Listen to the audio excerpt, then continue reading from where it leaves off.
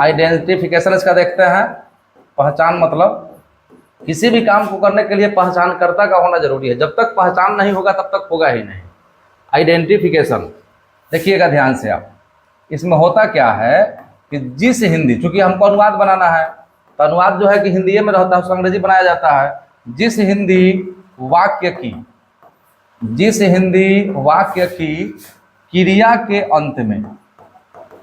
के अंत में ता है, ती है, ते है, ताहू,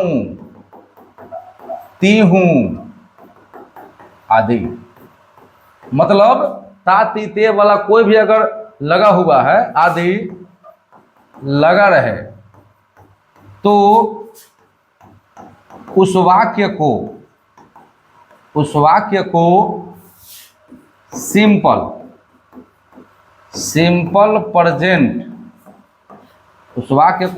प्रेजेंट टेंस का समझा जाता है। बात समझिएगा। क्रिया के अंत में अब क्रिया क्या है? तो धातु देखिए, मान लीजिए आप लिखते हैं पठ में ना, तो पठ धातु है, ये पठ कथी है? धातु, और ना जो है ये प्रत्यय है। अब ये ना प्रत्यय ही जो है यहाँ पर क्या कर दिया? क्रिया कर दिया। ठीक है, तो यहाँ पर होगा कथी? जैसे मान लीजिए पठ था, इस धातु में अगर हम ता है लगा देंगे तो ये बन जाएगा कथी? पठता है। कथी है? पठता है। तो यहाँ पर जो है इसका रूप बदल जा रहा है।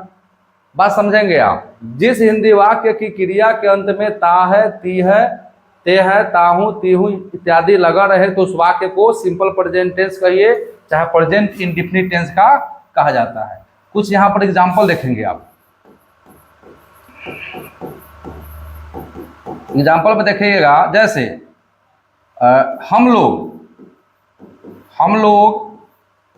क्रिकेट खेलते हैं।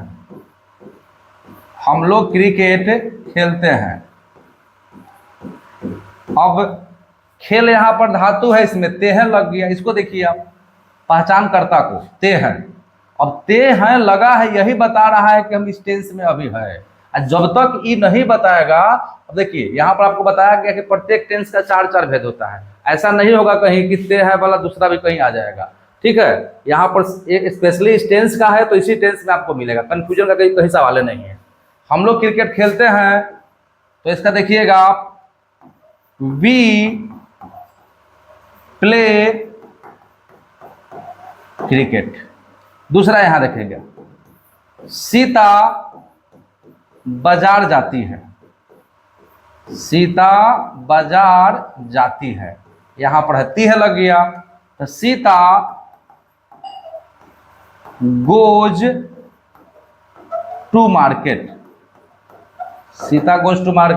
यहां पर आपको देखिएगा, यहाँ पर खेलने के लिए प्ले लगाए हैं, यहाँ पर जाने के लिए गोज लगा दी। यहाँ V1 है और यहाँ V5 हो गया। इसका भी, इसके बारे में भी आप जानिएगा। वर्ब फॉर्म में V1, V2, V3, V4, V5 इस सब के बारे में आपको जानना है, और वो जानकर ही आपको टेंस पढ़ना है।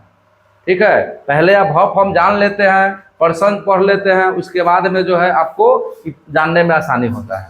सीता बाजार जाती है, वे लोग खेलते हैं, वे लोग दौड़ते हैं, राम खाता है। इस तरह से इसका एग्जाम्पल होते चला जाएगा। चलिए अब देखते हैं हम लोग, वहां तो आप देख लिए। अब एक फॉर्मूला स्टार्ट करते हैं इसका।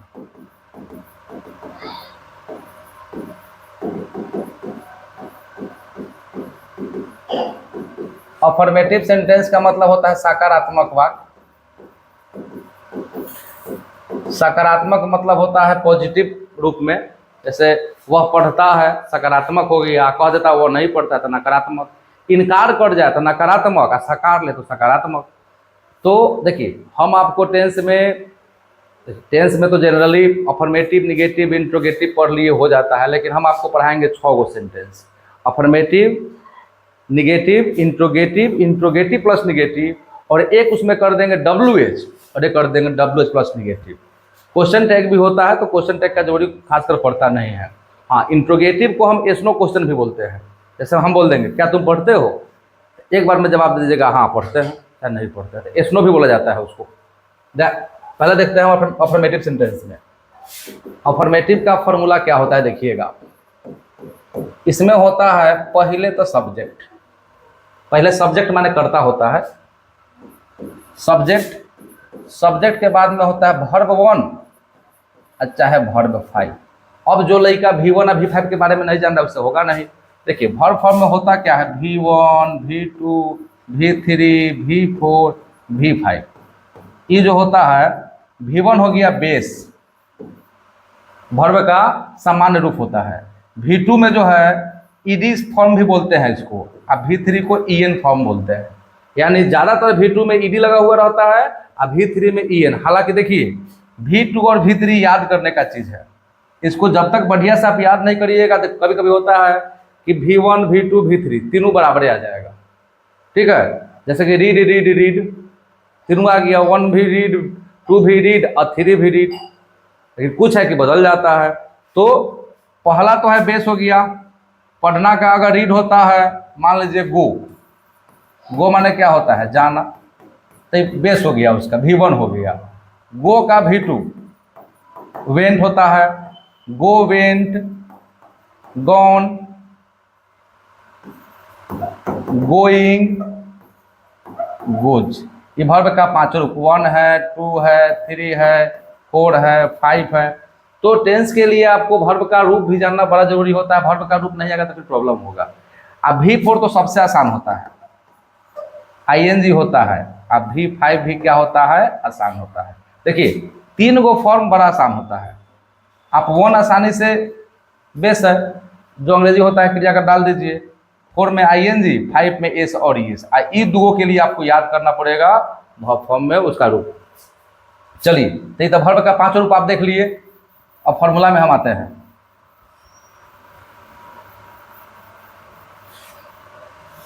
सब्जेक्ट V1 या V5 हो गया और होता है अंत में ऑब्जेक्ट। अगर इसका नहीं जानते हैं तो आइए देख लीजिए, SUBJECT सब्जेक्ट माने कर्ता, जो किसी काम को करता है उसे कर्ता कारक कहते हैं। ठीक है, वर्ब तो लिखा हुआ ही है, VERB वर्ब माने होता है क्रिया, जो कि आप जानते हैं। OBJ का मतलब क्या हो गया, OBJECT ऑब्जेक्ट माने होता है कर्म, यानी कर्म कारक। तो अगर हम एग्जाम्पल में बात करें, देखिए एग्जाम्पल में चले, यहां हम लिख देते हैं राम और श्याम अंग्रेजी पढ़ते हैं। समझिएगा ध्यानपूर्वक, इसको हटा देते हैं। राम और श्याम अंग्रेजी पढ़ते हैं। सेंटेंस देते समय माइंड में रखना पड़ता है कि अंत में ते है आना चाहिए, क्रिया के साथ होगी। तो सबसे पहले राम का अंग्रेजी राम होगा, और का अंग्रेजी एंड, श्याम का यहाँ पर श्याम हो गया। राम एंड श्याम। अब कहा V1 तब V5, तो याद रखिएगा V1 कहाँ लगता है V5 कहाँ लगता है इसके बारे में बताएंगे अभी। फर्स्ट पर्सन और second person singular, first person और सेकेंड पर्सन के साथ में जो है वर्ब के पहलका रूप का प्रयोग किया जाता है, और थर्ड पर्सन के साथ में वर्ब के 5वां रूप का। यानी कि फर्स्ट पर्सन प्रथम पुरुष और सेकेंड पर्सन मध्यम पुरुष, वो दोनों के साथ में जो है हम लोग V1 का प्रयोग करेंगे। यानी I, we, you, they, Ram and Shyam, इस सब के साथ में जो है एक से अधिक नाम के साथ में हमको प्रयोग करना पड़ता है पहलका रूप का, यानी कि V1 का। और वही रहता ही, सी, इट, राम, सीता या कोई भी एगो नाम, तो उसके साथ में हम प्रयोग करते वर्ब 5 माने एस और ES वाला। तो राम एंड श्याम, पढ़ना का क्या हो जाएगा रीड, अंग्रेजी का क्या होगा था English. Ram and Shyam read English हो गया। अब कहेगा मान लीजिए वे लोग वहां जा रहे हैं, वे लोग वहां जा रहे हैं, अरे सॉरी, वे लोग वहां जाते हैं, वे लोग वहां जाते हैं, वे लोग वहां जाते हैं। तो वे लोग का अंग्रेजी क्या होगा दे, जाना का गो, और यहाँ पर क्या हो जाएगा देयर, दे गो देयर। उसके आगे अब कहेगा सीता पत्र लिखती है। सीता क्या करती है? तब पत्र लिखती है। सीता पत्र लिखती है, तो सीता जो है थर्ड पर्सन है।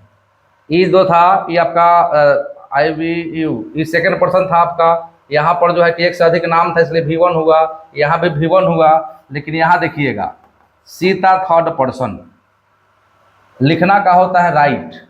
राइट WRITE, इसमें लग जाएगा S। Sita writes a letter, LETTER, यानी यहाँ पर प्रयोग हुआ वर्ब के पांचवा रूप का। तो इसमें जो है V1 और V5 का प्रयोग हम लिखवा देते हैं। देख लीजिए सबसे इम्पोर्टेंट क्या होता है, अगर किसी भी टेंस को आप पढ़ रहे हैं तो जितना ज़्यादा अनुवाद बनाइएगा, जितना ज़्यादा ट्रांसलेशन, जैसे मान लीजिए कि हम सकारात्मक दे दिए, अब यहाँ पर आप जान रहे हैं कि वह पढ़ता है, वह खेलता है, वह सोता है, वह जाता है, वह हंसता है, वह मरता है, वह धोता है, वह रोता है, वह तैरता है। अब इस तरह से जितना हो सके आप अनुवाद बना सकते हैं। जितना ज़्यादा अनुवाद बनाइएगा उतने बढ़िया से क्लियर होते जाएगा। ठीक है, अब यहाँ देखेंगे आप नोट हम मान लीजिए दे दिए एगो, नोट में देखेंगे आप ही सी इट राम सीता या किसी एक नाम के साथ वर्ब में एस या ईएस का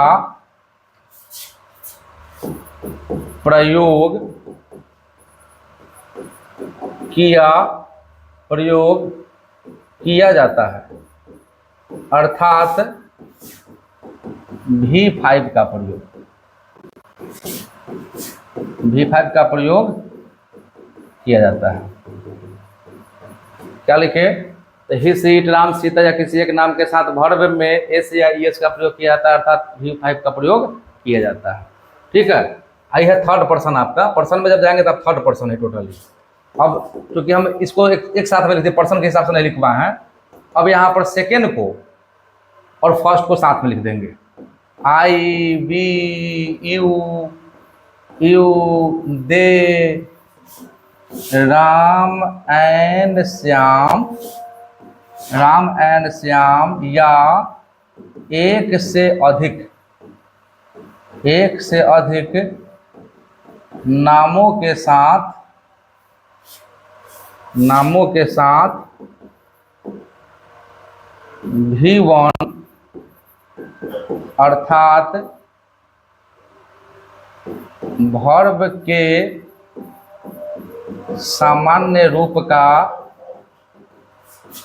के सामान्य रूप का प्रयोग किया जाता है।